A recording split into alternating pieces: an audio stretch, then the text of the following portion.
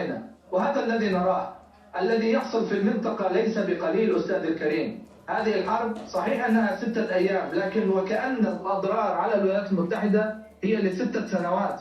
الأمريكي لم يكن يتحمل هكذا أضرار، ولو كان يعرف بأن الجمهورية الإسلامية ستكون بهذه الصلابة وبهذا الحزم لما دخلت البتة في هذه الحرب. لكن هم أخطأوا التقدير، هم أخطأوا بقراءة الموقف الإيراني بقده وقديده، لذلك رأيناهم بأنهم أخطأوا في هذا التقدير. ونحن ماضون في هذه الحرب. إذا كانت ال6 أيام أوجعت الإسرائيلي والأمريكي بهذه الطريقة، ماذا على ال60 يوما القادمة؟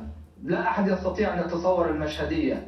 ال6 أيام وكأن الأمريكي يريد رفع العراقية ل8 سنوات، ولم نبالي للتوقيت، ولم نكن نقول بأن اليوم سنوقف الحرب وما إلى ذلك. كان هناك هدف أساسي بأن لا نخسر أراضينا ولا نخسر مقدراتنا في هذه المنطقة وفي إيران، وهذا الذي حصل. ما بعد الحرب لم نخسر حتى شبرا واحدا من الجمهورية الإسلامية. لكن هذه الحرب لدينا أهداف أكبر من هذا بكثير. لدينا هدف واضح، ليس فقط هدف إيراني، وإنما هو هدف لكل شعوب هذه المنطقة. دعك من الدول ودعك من الأنظمة التي هي متآمرة وللأسف الشديد متحالفة مع الولايات المتحدة ومع إسرائيل. لكن شعوب هذه المنطقة عجزت عن هذا الأمريكي، وتعبت وسئمت من هذا الأمريكي الذي يعني يقتل منهم كل يوم ويسرق مقدراتهم ويفعل الأفاعيل في هذه المنطقة.